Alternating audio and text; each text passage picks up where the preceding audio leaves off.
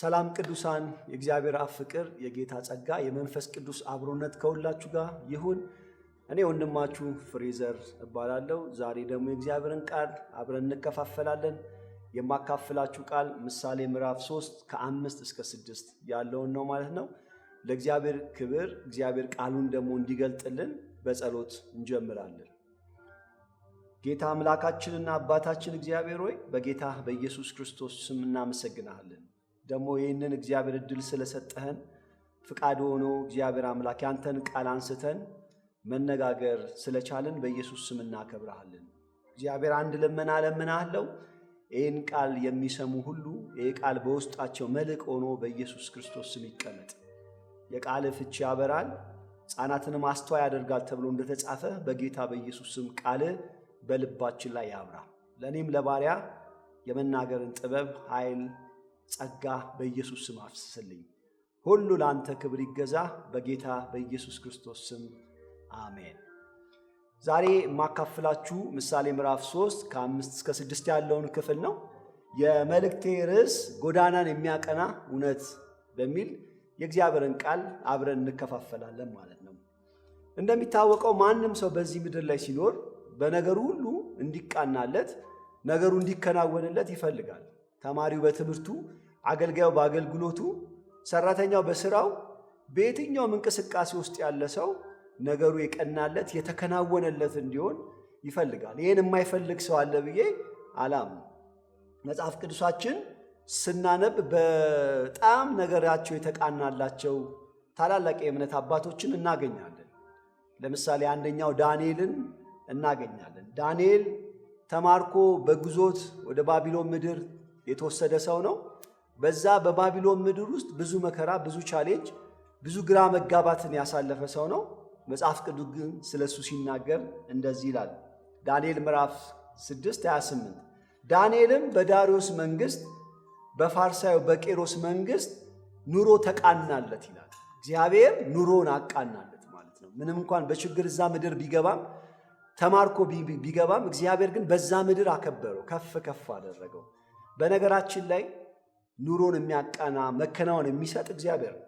እግዚአብሔር ካላቃና ሰው በራሱ ልፋትና በራሱ ጥረት ብቻ ነገሮችን ማድረግ አይችልም። መጽሐፍ ቅዱስ ያንን እውነት ይነግረናል። ፈረስ ለጦርነት ይዘጋጃል፣ ድል ግን ከእግዚአብሔር ዘንድ ነው ይላል። እግዚአብሔር ድል ካልሰጠ፣ መከናወን ካልሰጠ፣ መቃናት ካልሰጠ የኛ ድካም፣ የኛ ትጋት፣ የኛ ጥበብ ከንቱ ነው የሚሆነው። ስለዚህ እኔ እንዲህ ብዬ ልባርካችሁ እፈልጋለሁ። እግዚአብሔር በነገር ሁሉ በኢየሱስ ስም መከናወን ይስጣችሁ፣ ኑሯችሁን ያቃና፣ ላይፋችሁን እግዚአብሔር በምትፈልጉት አቅጣጫ በኢየሱስ ክርስቶስ ስም ክንዋኔ ያደርግ። ቀደም ብዬ እንዳነሳሁት መከናወንን የሚሰጥ እግዚአብሔር ነው ማለት ነው። እግዚአብሔር ካላለ፣ እግዚአብሔር ይሁንልህ ካላለ፣ እግዚአብሔር ይከናወንልህ ካላለ ልፋት ብቻ ነው የሚሆነው ማለት ነው። ጎዳናን የሚያቀና እግዚአብሔር ነው። መጽሐፍ ቅዱስ ይህንን እውነት በደንብ አድርጎ ይነግረናል። ዮሴፍ ትዝ ካላችሁ ወንድሞቹ ከሸጡት በኋላ ወደ ግብፅ ምድር ገባ። እዛ በጲጣፋራ ቤት ተከናወነለት። ነገር ግን ያቺ የጲጣፋራ ሚስት በማየውን ምኞት ውስጥ ልከተው ፈለገ። እምቢ ባለ ጊዜ እስር ቤት ውስጥ ገባ። መጽሐፍ ቅዱስ እንደሚነግረን ግን አንድ በጣም የሚገርም ቃል ይናገራል መጽሐፍ ቅዱስ። በዛ እስር ቤት ውስጥ ሆኖ ዘመድ የለው፣ ጠያቂ የለው፣ ማንም ካጠገቡ የለውም። ዮሴፍ ብቻውን ነው፣ ግን እግዚአብሔር ከእርሱ ጋር ነበረ። ዘፍጥረት ምዕራፍ 39 ቁጥር 2 ሲናገር ስለ ዮሴፍ እንደዚህ ይላል፣ የሚያደርገውን ሁሉ እግዚአብሔር ያቀናለት ነበር ይላል። አይታችኋል? ዮሴፍ ሊንቀሳቀስ ሲነሳ እግዚአብሔር ነገሩን ቀና ያደርግለታል፣ ነገሩን ምቹ ያደርግለታል። ማንም ከሱ ጋር ባይኖር እንኳን እግዚአብሔር ከሱ ጋር ነበር። ይሄ ማለት እግዚአብሔር ነው ነገሮችን ማከናወን የሚሰጠው የሚለውን በደንብ ያሳየናል ማለት ነው። የእግዚአብሔር ቤተሰቦች ታዲያ ኑሯችን እንዲቃና ምንድነው ማድረግ ያለብን የሚለውን መጽሐፍ ቅዱስ ቅድም ካነሳሁት ከምሳሌ ምዕራፍ 3 ከ5 እስከ 6 ላይ እናገኛለን። አንድ ሰው ኑሮ እንዲቃና የሚያደርጉት ነገሮች ምንድን ነው? ጸሐፊው በትክክል አስቀምጦልናል። የመጀመሪያው በፍጹም ልቡ በእግዚአብሔር በመታመን ጌታን የሚከተል ሰው። እግዚአብሔርን በመታመን እግዚአብሔርን በመደገፍ የሚከተል ያ ሰው ኑሮ ይቃናለታል። መጽሐፍ ቅዱስ እንደዛ ነው የሚለው። ላንብበው። ምሳሌ ምዕራፍ 3 ቁጥር 5 በፍጹም ልብ በእግዚአብሔር ታመን ይላል። አይታችኋል? በእግዚአብሔር መታመን፣ በፍጹም ልብ፣ በፍጹም ሐሳብ፣ በፍጹም ነፍስ እንደሚለው መጽሐፍ እግዚአብሔርን ስንከተለው፣ እግዚአብሔርን ስናመልከው፣ እግዚአብሔርን ስንታመነው በፍጹም ልባችን እንዲሆን መጽሐፍ ቅዱስ አስረግጦ ይነግረናል። እንደማን ካላችሁ እንደ ካሌብ። ትዝ ካላችሁ እስራኤል በግብፅ ምድር በባርነት በነበሩበት በዚያ ጊዜ ወደ እግዚአብሔር ጨው፣ እግዚአብሔር ልመናቸውን ሰማ። መጥቶ ከታላቁ ከፈርዖን እጅ ነፃ አወጣቸው። ማውጣት ብቻ ሳይሆን ተስፋ ነገራቸው። ከነዓን የምትባል ምድር እንደሚሰጣቸው ነገራቸው። ጉዞ ጀመሩ። ነገር ግን በመሃል ሲጠሙ ሲያግሮመርሙ፣ ምግብ ሲያጡ ሲያግሮመርሙ፣ ሲያመነዝሩ፣ ከእግዚአብሔር ጋር ሲጣሉ፣ እግዚአብሔር ላይ ሲነሱ፣ ጥጃ ሰርተን ወደኋላ እንመለስ ሲሉ እግዚአብሔር መጽሐፍ እንደሚነግረን በምድረ በዳ ቀሩ ይላል። ግን 2 ሰው ብቻ ከነዓን ምድር ወረሱ፣ ኢያሱና ካሌብ። መጽሐፍ ስለ ካሌብ ለምን እንደወረሰ ሲናገር እንደዚህ ይላል።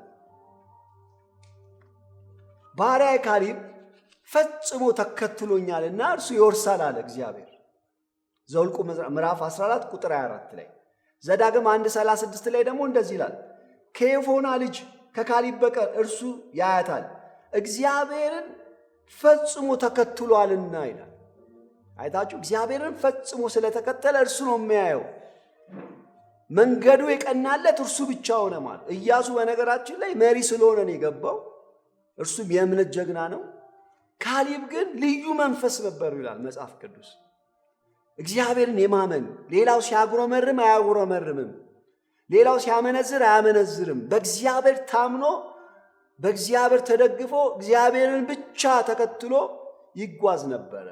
ስለዚህ እግዚአብሔር መሰከረለት፣ ከሱ በቀር ማንም አይገባም አለ። ምክንያቱም እርሱ ልዩ መንፈስ አለው፣ በእኔ ተማምኗል ብሎ እግዚአብሔር ሲመሰክርለት ታያላችሁ። ወዳጆቼ፣ ከመሰከረላችሁ አይቀር እግዚአብሔር ይመስክርላችሁ።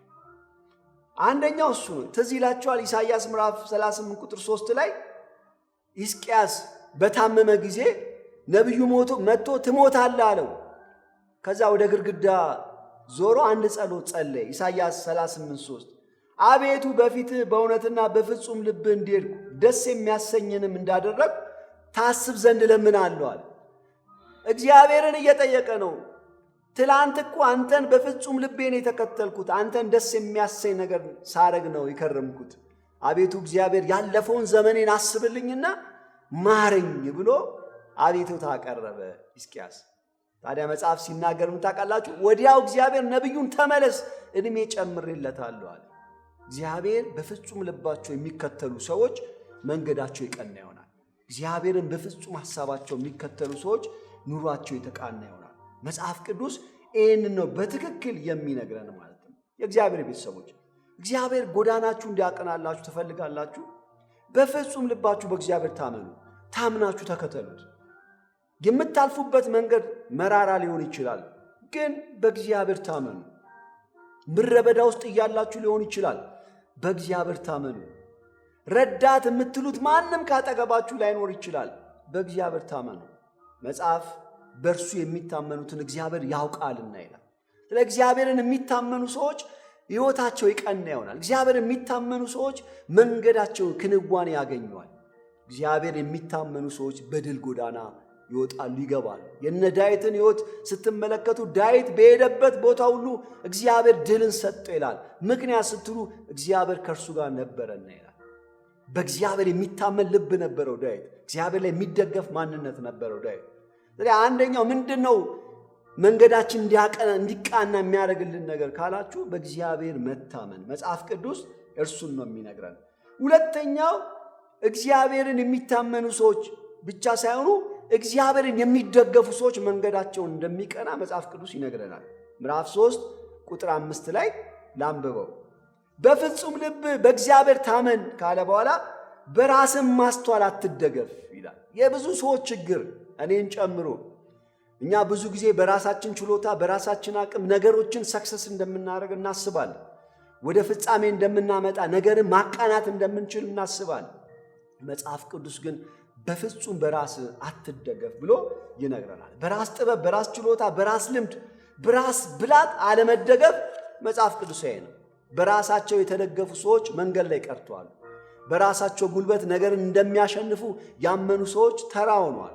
መጽሐፍ በራስ ማስተዋል አትደገፍ፣ በራስ ዕውቀት አትደገፍ፣ በራስ ችሎታ አትደገፍ፣ አለኝ በምትለው ነገር አትደገፍ እና ማንን ተደገፍ? እግዚአብሔርን ተደገፍ ብሎ ይነግረናል ማለት ነው። የእግዚአብሔር ቤተሰቦች በራሳችሁ ማስተዋል አትደገፉ፣ በብልጠታችሁ አትደገፉ፣ በእውቀታችሁ ባላችሁ ኔትወርክ አትደገፉ።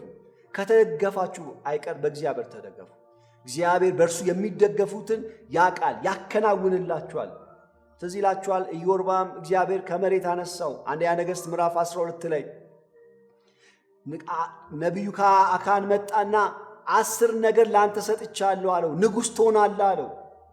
ከዛ በኋላ እግዚአብሔር እንደተናገረው ነገሰ ኢዮርብዓም። በእግዚአብሔር በእስራኤል በ10ሩ ነገር ላይ ንጉሥ ሆነ። ግን ያንን ንግሥናው ማስቀጠል ፈለገ። እግዚአብሔር እኮ ነግሮታል፣ በፍጹም ከተከተልከኝ እኔን ከታመንክ ልክ እንደ ዳዊት ያንተም ንግሥና ይቀጥላል ብሎታል። እርሱ ግን በራሱ መንገድ፣ በራሱ ሐሳብ፣ በራሱ አቅጣጫ ንግሥናው ማስቀጠል ፈለገ። ለዛም ምክንያቱ ራሱ በልቡ ያሰበው ነበረ። ቁጥር 26 ላይ እንደዚህ ይላል። አንደኛ ነገሥት ምዕራፍ 12 ቁጥር 26 ላይ አንድ ቀን ኢዮርብዓም በልቡ አሁን መንግሥቱ ወደ ዳዊት ቤት ይመለሳል፣ ይህ ሕዝብ በእግዚአብሔር ቤት መሥዋዕት ያቀርብ ዘንድ ወደ ኢየሩሳሌም ቢወጣ የዚህ ሕዝብ ልብ ወደ ጌታቸው ወደ ይሁዳ ንጉሥ ወደ ሮብዓም ይመለሳል፣ እኔንም ይገሉኛል አለ። ምን ማለት ነው? እስራኤል ለሁለት ተከፍላለች። 10ሩ ነገር ኢዮርብዓም ነው የሚመራው፣ 2ቱ ደግሞ ይሁዳ ሮብዓም ነው የሚመራው። ቤተ መቅደሱ ያለው ኢየሩሳሌም ነው። ሕዝቡ ደግሞ በዓመት 3 በዘዳግም በተሰጠው መመሪያ መሰረት ሄዶ መስገድ አለበት። እዛ ሊሰግዱ ሲሄዱ እኔን ይተውኛል፣ እኔን ይገሉኛል፣ ስለዚህ አንድ ዘዴ ማምጣት አለብኝ ብሎ በራሱ ማስተዋል አንድ ነገር ፈጠረ። ምን እንዳደረገ ታውቃላችሁ? ጥጃ ሰራ። ከዛ አንዱን በዳን አንዱን በቤቴል አስቀመጠና እነዚህ ናቸው እስራኤልን ከፈርዖን ያወጧችሁ፣ ነፃ ያወጣችሁ፣ ከግብፅ ነፃ እንድትወጡ ያደረጓችሁ እነዚህ ናችሁ ብሎ ሕዝቡ ጣዖት እንዲያመልክ አደረገ። ንግሥናውን በዛ ማስቀጠል ፈለገ። መጽሐፍ ሲናገር እግዚአብሔር በነቢዩ በኩል ወዲያው መጣ።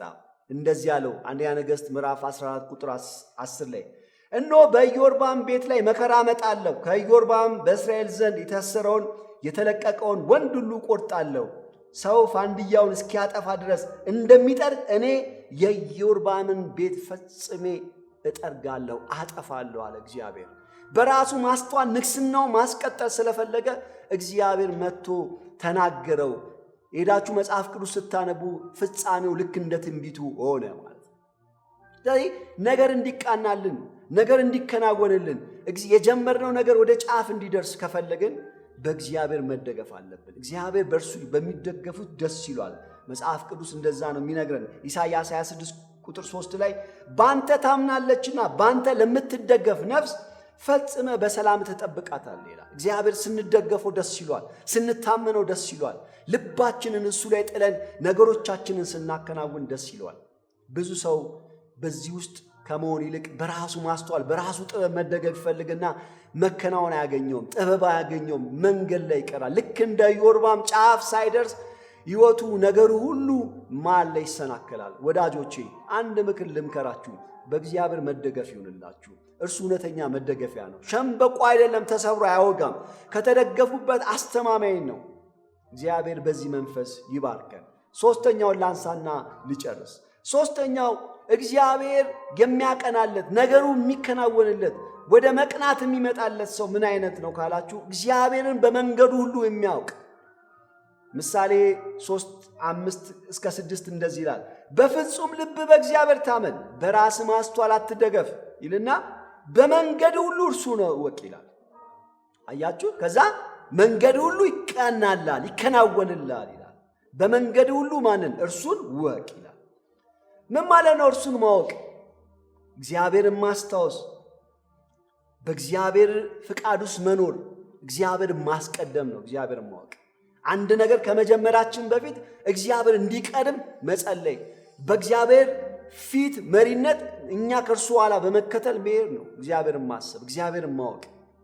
ብዙ ሰው ይህን አያደርግም። አንድ ነገር ከተከፈተ ዘሎ ይገባል። እግዚአብሔርን ልጠይቅ የሚባል ነገር በዚህ ዘመን ውስጥ በጣም እየተረሳ ያለ ነገር ነው። ስለ እግዚአብሔርን ማወቅ ማለት እግዚአብሔርን ማስቀደም ማለት ነው። እግዚአብሔርን በየጊዜው ማሰብ ማለት ነው። እግዚአብሔርን ፊተኛ ማድረግ ማለት ነው። እግዚአብሔር እንዲቀድምልን መጸለይ ማለት ነው።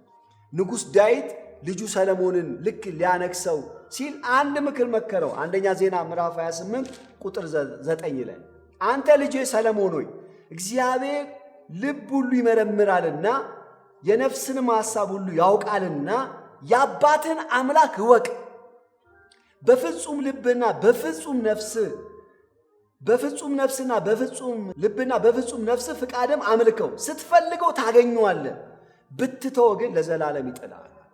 አይታችኋል። በነገራችን ውስጥ፣ በስራችን ውስጥ፣ በትዳራችን ውስጥ እግዚአብሔርን ስናቅ፣ እግዚአብሔርን ስንፈልግ እርሱ ያቃንልናል። እግዚአብሔር የሌለበት የትኛውም ነገር ወደ ክንዋኔ አይመጣም።